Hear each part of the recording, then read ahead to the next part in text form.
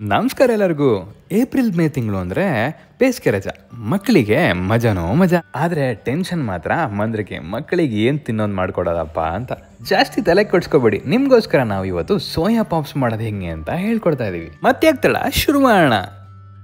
ನಾವಿಲ್ಲಿ ಒಂದು half cup soya ತಗೊಂಡು ಒಂದು 15-20 ನಿಮಿಷ ಬಿಸಿನೀರು ಹಾಕಿ ನೆನೆಸಿಡ್ತಾ ಇದ್ದೀವಿ. ಸೋಯಾ ಚೆನ್ನಾಗಿ ನೆಂದಾದ್ಮೇಲೆ ಸೋಯಾದಿಂದ ಚೆನ್ನಾಗಿ ನೀರನ್ನೆಲ್ಲ ಹಿಂಡ್ಕೊಂಡು ಅದನ್ನು ಸಪ್ರೇಟಾಗಿ ಇಟ್ಕೊಳ್ಳಿ.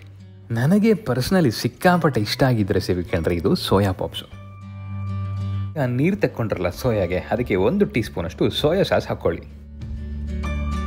ಜೊತೆಗೆ 2 ಟೇಬಲ್ ಸ್ಪೂನಷ್ಟು ಚಿಲ್ಲಿ ಸಾಸ್ನು ಹಾಕ್ಕೊಳ್ಳಿ. ಜೊತೆಗೆ ಸ್ವಲ್ಪ ಉಪ್ಪನ್ನು ಹಾಕಿ ಇದನ್ನು ಚೆನ್ನಾಗಿ ಮಿಕ್ಸ್ ಮಾಡಬೇಕು. ಇವಾಗ ಚೆನ್ನಾಗಿ ಮಿಕ್ಸ್ ಮಾಡಿ ಈಗ ಇದನ್ನು ಸೈಡಿಗೆ ಇಟ್ಕೊಳ್ಳಿ. ಒಂದು 10 ನಿಮಿಷ ಅದನ್ನು ಹಾಗೆ ಬಿಟ್ಬಿಡಿ. ಈ ಕಡೆ ಒಂದು ಬೌಲಲ್ಲಿ ಅರ್ಧ ಕಪ್ಪು ಅಕ್ಕಿ ಇಟ್ಕೊಂಡು ಅದಕ್ಕೆ 1/4 ಕಪ್ಪು ಕಾರ್ನ್ಫ್ಲೋರ್ನ ಹಾಕ್ಕೊಳ್ಳಿ. ಜೊತೆಗೆ ಒಂದು ಅರ್ಧ ಟೀ ಸ್ಪೂನ್, 1 ಪಿಂಚ್ ಅಂತಾರಲ್ಲ ಅಷ್ಟು ಸೋಡಾ, ಜೊತೆಗೆ ಸ್ವಲ್ಪ ಉಪ್ಪು ಹಾಗೂ ಒಂದು 2 ಟೇಬಲ್ ಸ್ಪೂನಷ್ಟು ಎಣ್ಣೆ ಹಾಕ್ಕೊಳ್ಳಿ. ಈಗ ಒಂದು ಅರ್ಧ ಕಪ್ಪು ನೀರು ಹಾಕಿ ಚೆನ್ನಾಗಿ ಮಿಕ್ಸ್ ಮಾಡ್ಕೊಳ್ಳಿ. ನೀವು ಎಷ್ಟು ನೀರು ಹಾಕಬೇಕಪ್ಪ ಅಂತಂದರೆ ಈ ವಿಡಿಯೋದಲ್ಲಿ ತೋರಿಸಿದೀವಲ್ಲ ಹಿಟ್ಟು, ಈ ಹದಕ್ಕೆ ಬಂದರೆ ಸಾಕಾಗುತ್ತೆ. ಅಷ್ಟು ನೀರು ಹಾಕಿದ್ರೆ ಸಾಕಾಗುತ್ತೆ. ಈಗೇನು ಮಾಡಬೇಕಪ್ಪ ಅಂತಂದರೆ ಒಂದು ಬಾಣಲಿಗೆ ಎಣ್ಣೆ ಹಾಕಿ ಕಾಯಕ್ಕಿಟ್ಟು ಈ ಸೋಯಾನ ಸಾಸ್ ಜೊತೆ ಹಾಕಿ ಎಲ್ಲ ಮಿಕ್ಸ್ ಮಾಡ್ಕೊಂಡಲ್ಲ ಅದನ್ನು ಇವಾಗ ಹಿಟ್ಟಿಗೆ ಅದ್ದಿ ಹಾಗೆ ಬಿಡಬೇಕು. ಹೀಗೆ ಸೋಯಾನ ಎಣ್ಣೆಗೆ ಬಿಡುವಾಗ ಹುಷಾರು. ಯಾಕಂತಂದರೆ ನೀವು ಸೋಯಾದಿಂದ ಎಷ್ಟೇ ನೀರು ತೆಗೆದ್ರೂ ಅದರಲ್ಲಿ ಸ್ವಲ್ಪ ನೀರಿನ ಅಂಶ ಇದ್ದೇ ಇರುತ್ತೆ. ಚಟಪಟ ಅಂಥೇಳಿ ಹಾರೋ ಚಾನ್ಸ್ ಇರುತ್ತೆ. ಅದಕ್ಕೆ ನೋಡಿಕೊಂಡು ಮಾಡಿಕೊಂಡು ಆರಾಮಾಗಿ ಮಾಡಿ. ಎಣ್ಣೆಗೆ ಬಿಟ್ಟಾಗಿದೆ, ಚೆನ್ನಾಗಿ ಗೋಲ್ಡನ್ ಬ್ರೌನ್ ಆಗೋವರೆಗೂ ಕರೀರಿ. ಇನ್ನೊಂದು ಟಿಪ್ಸ್ ಏನಪ್ಪ ಅಂತಂದರೆ ಇಲ್ಲಿ ಇದನ್ನು 2 ಸರಿ ಎಣ್ಣೆಲಿ ಕರಿಬೇಕು. ಒಂದೇ ಸರಿ ಗೋಲ್ಡನ್ ಬ್ರೌನ್ ಆಗೋವರೆಗೂ ಕರಿಬೇಡಿ, ಸುಟ್ಟು ಹೋಗ್ಬಿಡುತ್ತೆ. ಒಂದು ಸರಿ ಕರೆದ್ಬಿಟ್ಟು ಅದನ್ನು ಎತ್ತಿಟ್ಟು ಮತ್ತೆ ಇನ್ನೊಂದು ಸರಿ ಕರೀರಿ. ಸೋಯಾ ಕರೆದು ರೆಡಿ ಆಯಿತು. ಇವಾಗ ಏನು ಮಾಡಬೇಕಪ್ಪ ಅಂತಂದರೆ ಒಂದು ಬಾಣಲಿಗೆ ಸ್ವಲ್ಪ ಎಣ್ಣೆ ಹಾಕಿ 1 ಟೇಬಲ್ ಸ್ಪೂನಷ್ಟು ಹೆಚ್ಕೊಂಡಿರೋ ಬೆಳ್ಳುಳ್ಳಿ ಹಾಕೋಣ. ಜೊತೆಗೆ 1 ಟೇಬಲ್ ಸ್ಪೂನು ಶುಂಠಿನೂ ಹಾಕಿ ಚೆನ್ನಾಗಿ ಫ್ರೈ ಮಾಡೋಣ.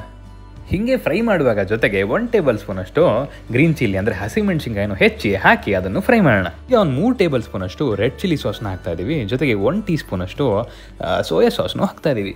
ಹಾಗೆ ರುಚಿಗೆ ತಕ್ಕಷ್ಟು ಉಪ್ಪನ್ನು ಹಾಕಿ ಚೆನ್ನಾಗಿ ಮಿಕ್ಸ್ ಮಾಡ್ತಾ ಇದ್ದೀವಿ. ಈಗ ಫ್ರೈ ಮಾಡ್ಕೊಂಡಿರೋ ಸೋಯಾ ಇರುತ್ತಲ್ಲ ಅದನ್ನು ಇದಕ್ಕೆ ಹಾಕೋಣ. ಹಾಕಿ ಚೆನ್ನಾಗಿ ಮಿಕ್ಸ್ ಮಾಡೋಣ.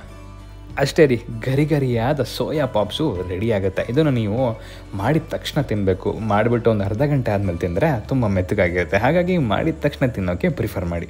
ಮೇಲ್ಗಡೆ ಸ್ವಲ್ಪ ಕೊತ್ತಂಬರಿ ಸೊಪ್ಪನ್ನ ಉದುರಿಸಿದ ಸರ್ವ್ ಮಾಡಿ ತಿಂದರೆ ಅಲ್ಟಿಮೇಟ್ ಆಗಿರುತ್ತೆ, ಸಖತ್ತಾಗಿರುತ್ತೆ. ಇದು ಇವತ್ತಿನ ಸಖತ್ ರೆಸಿಪಿಯಾಗಿತ್ತು. ಈ ಬೇಸಿಗೆ ರಜಕ್ಕೆ ಮಕ್ಕಳಿಗೆ ಸಖತ್ತಾಗೇ ಇರುತ್ತೆ. ಯಾಕಂದರೆ ಹೊರಗೆ ಹೋಗಿ ಅದು ಇದು ತಿನ್ನೋ ಬದಲು ಮನೆಯಲ್ಲೇ ಒಂದು ಒಳ್ಳೆ ಸೋಯಾ ಪಾಪ್ಸ್ ಮಾಡಿದ್ರೆ ನೆಮ್ಮದಿಯಾಗಿ ತಿನ್ಬೋದು. ಹಾಗಾದರೆ ವಿಡಿಯೋ ಇಷ್ಟ ಆಗಿದ್ರೆ ದಯವಿಟ್ಟು ಲೈಕ್ ಮಾಡಿ, ಹಾಗೆ ಒಂದು ಕಮೆಂಟು ಮಾಡಿ.